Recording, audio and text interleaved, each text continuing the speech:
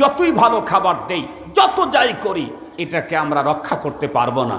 পক্ষান্তরে আত্মাকে যতই অবহেলা করি, এই আত্মাকে কোনোদিন মেরে ফেলতেও পারবো না।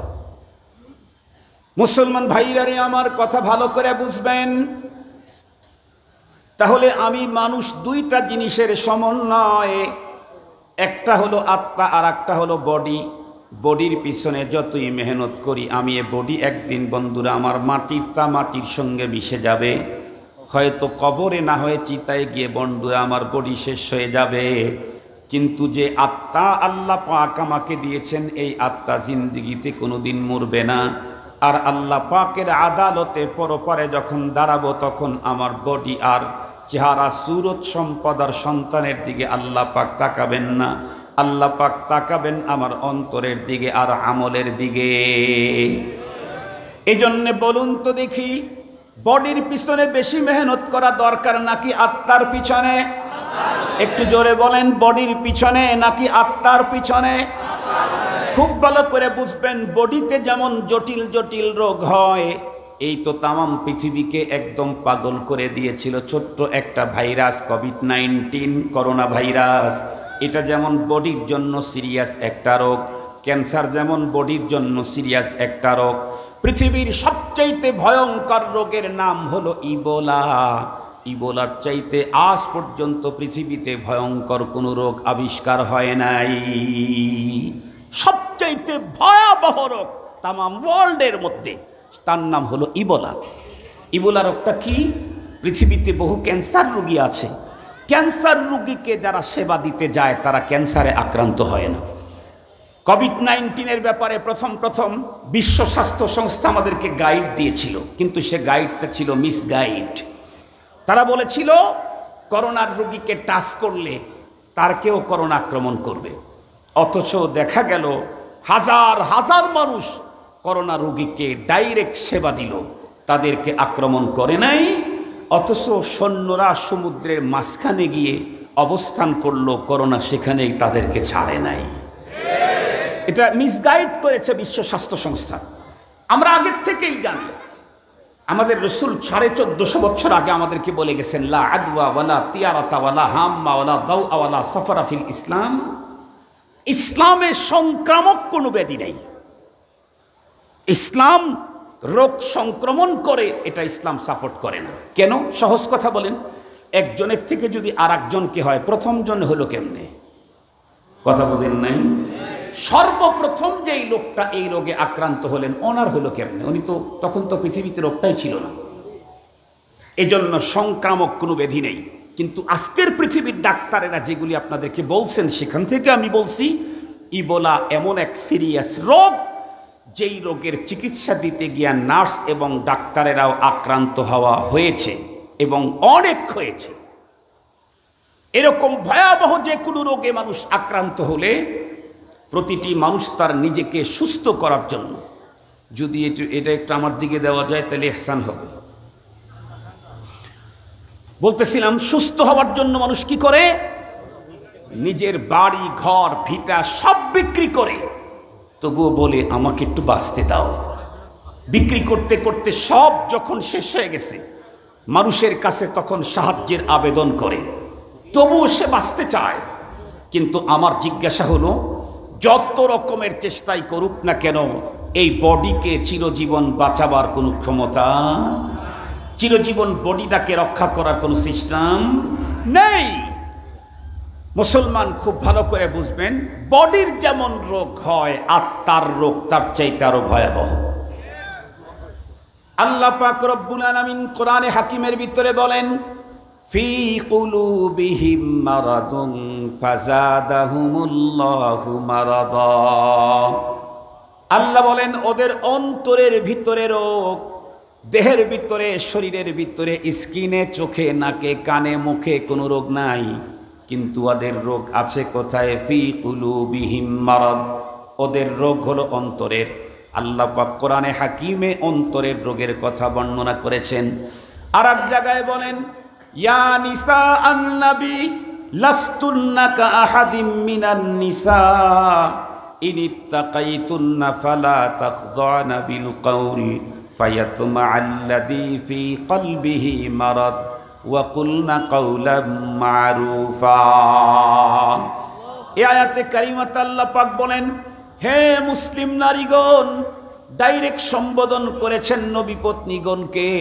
হে নবী পত্নীগণ, ইনডাইরেক্ট কিয়ামত পর্যন্ত আনেওয়ালা সকল মুসলমানের নারীদেরকে সম্বোধন করে বলেন, তোমরা যখন ভিন্ন পুরুষের সঙ্গে প্রয়োজনের ক্ষেত্রে কথা বলতে যাও, ফালা তাখদানা বিল কওল, তাহলে কখনোই তোমরা মধুর স্বরে কথা বলতে যেও না। মধুর স্বরে তুমি যদি কথা বলো, আল্লাহ নিজেই বলেন ফায়াতমাআল্লাযী ফী কলবিহি মারাদ, যাদের অন্তরে রোগ আছে, তোমার মধুর কণ্ঠ শুনলে তোমাকে পাওয়ার জন্য লালসায় লিপ্ত হবে। আল্লাহ বলেন ফী কলবিহি মারাদ, চোখের রোগ না, কানের রোগ না, বডির রোগ না, হার্টের রোগ না, কিডনি ডিজিজ না, সমস্যা হলো তার কলব। কলবের ডিজিজে আক্রান্ত যারা, এই আয়াতের তাফসীরে লিখেছেন যাদের অন্তরের ভিতরে নেফাকের রোগ আছে, যাদের অন্তরের ভিতরে যৌফে ঈমানের রোগ, ঈমান আছে কিন্তু অত্যন্ত দুর্বল, এই জাতীয় মানুষগুলি ভিন্ন নারীর মধুর কণ্ঠস্বর শুনলে তাকে পাওয়ার জন্য লালসায় লিপ্ত হয়ে যায়। আমার উদ্দেশ্য হলো এখানে পর্দা এটা না, আমার উদ্দেশ্য বুঝানো মানুষের অন্তরের রোগ হয়, এটা কে বলেছেন? আর একটু জোরে বলেন। অন্তরের রোগগুলো এতটাই ভয়ঙ্কর, শুনলে বড় অবাক হবেন। আমরা নামাজ পড়ি, রোজা রাখি, হজ করি, যাকাত দেই, ওয়াজ করি, এরপরে আরো কত কিছু কাজ করি, সমস্ত ইবাদতগুলিকে নষ্ট করার জন্য অন্তরের ভয়াবহ একটা রোগী যথেষ্ট। আমার নামাজ, আমার রোজা, আমার হজ, আমার ওয়াজ, আমার কোরবানি, আমার সব কিছুকে নষ্ট করার জন্য অন্তরের একটা রোগ দোষ যথেষ্ট। সঙ্গত কারণেই প্রতিটি মুসলমানকে পরপারের সফলতার জন্য আমলের আগে অন্তরটাকে ঠিক করা দরকার। যদি ঠিক করে আমল করি তাহলে যা করব তাই থেকে যাবে। আপনাদেরকে বুঝাবার জন্য একটা দেহের রোগের মিসাল দেই। আমার ফ্যামিলি বলতে আমার শ্বশুর বাড়িতে কিডনি রোগী ছিল একজন, আমার শাশুড়ি কিডনি রোগী ছিলেন। আল্লাহর মেহেরবানিতে আমি আব্বা আম্মা শ্বশুর শাশুড়িকে অন্যদের তুলনায় বেশি খেদমত করার সুযোগ আল্লাহ, সৌভাগ্য আল্লাহ আমাকে দান করেছেন। এটা আমার কপাল, এটা আমার নসিব, এটা আমি গর্বিত। আপনারাও করবেন, আল্লাহ আপনাদেরকেও তৌফিক দান করুন। তো শাশুড়ি যখন কিডনি ডিজিজে আক্রান্ত হলেন, কিডনি যখন ড্যামেজ হয় তখন 100% মুক্তি পেতে চাইলে কিডনি ট্রান্সফার করতে হয়। কিডনি ট্রান্সফার অনেক ব্যয়বহুল, সবার জন্য হয় না, সব কিডনি মেলেও না। যদি তা না করতে পারেন তাহলে কমপক্ষে ডায়ালিসিস করতে হয়। ডায়ালিসিস ছাড়া কিডনি রোগী ডায়ালিসিস ছাড়া চলতেই পারবে না। কিডনি কি? কিডনি হলো আমার পেটের ভিতরে অনেকগুলি পার্টসের মেশিনের একটা মেশিন। এর কাজ কি? এর কাজ যতগুলি কাজ আছে তার মধ্যে একটা হলো ব্লাডকে পানি থেকে পৃথক করে দেয়, ছাঁকনি দেয়, এই জাতীয় একটা কাজ করে। এই জিনিসটা যখন নষ্ট হয়, সব ঠিক আছে, হাত ঠিক আছে, পা ঠিক আছে, চোখ ঠিক আছে, হার্ট ঠিক আছে, প্যানক্রিয়াস ঠিক আছে, গল ব্লাডার ঠিক আছে, লিভার ঠিক আছে, ফুসফুস ঠিক আছে, সব ঠিক আছে, শুধুমাত্র একটা পার্টস নষ্ট। কি? কিডনিটা ড্যামেজ হয়ে গেছে। তাহলে এই লোকটা এখন আর চলে না। কি করতে হয়? ডায়ালিসিস করতে হয়। শরীরের সকল রক্ত বের করে এটাকে ছাঁকুনি দিয়ে আবার শরীরের ভিতরে ঢুকিয়ে দিতে হয়। ওই একটা নষ্ট হওয়ার কারণে আম খায়, জাম খায়, কাঁঠাল খায়, মাছ খায়, গোস খায়, ফল খায়, শাক খায়, সবজি খায়, যত খাবার আমরা খাই সমস্ত খাবার আমাদের পেটে ঢোকার পরে মালিক ভিতরে মেশিন দিয়েছেন সবাইকে ফ্রি।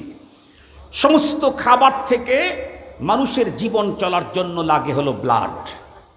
এই ব্লাডকে খাবার থেকে বের করার জন্য ভিতরে অনেক ছাঁকুনি আছে, অনেক মেকানিজম কাজ চলে। মনে করেন 1 কেজি খাবার খেয়েছি, 1 কেজি খাবার দিয়ে কখনো 1 কেজি ব্লাড হয় না। আপনারা বলেন তো দেখি, 1 কেজি সরষে দিয়ে 3 কেজি তেল হয়? আর একটু জোরে বলেন। 1 কেজি সর্ষে দিয়ে 3 কেজি তেল হয়? সর্ষে দিয়ে যতটুকুন তেল হয় আমাদের খাবার দেয়া তার 100 ভাগের 1 ভাগও ব্লাড হয় না। সমস্ত খাবার থেকে পেটের ভিতরের মেশিনগুলি আমার ওখানে চিপে চিপে চিপে চিপে ব্লাডটাকে আমার শরীরের ভিতরে ঢুকায়া গাদ যেগুলি আছে এগুলি পিছনের রাস্তা দিয়ে বের করে দেয়, আর ওখানে যে পানির অংশ ছিল সেটা সামনের রাস্তা দিয়ে আল্লাহ তাআলা বের করে দেন, ড্রেন দিয়ে দেয়, ড্রেন বের করে দিল। এখন ব্লাড চলে, মানুষ সুস্থ আছে। শুধু একটা পার্টস নষ্ট হওয়ার কারণে এখন আম খেলেও আর ব্লাড হয় না, পানি হয়। জাম খেলেও আর ব্লাড হয় না, পানি হয়। ভাত খেলেও আর ব্লাড হয় না, পানি হয়। গোস খেলেও আর ব্লাড হয় না, পানি হয়। মাছ খেলেও আর কি কয় ব্লাড হয় না, পানি হয়। যত বেশি খেতে থাকে ততই শরীরের পানি বাড়তে থাকে, একটা মাত্র পার্স নষ্ট হওয়ার কারণে। মনে রাখবেন, এই ওয়াজ করতে গেলে তো নিজের কলিজাই কাঁপতে থাকে। এই ওয়াজ করতে গেলে তো নিজেকে আতঙ্ক খাপ করে ধরে নেয়।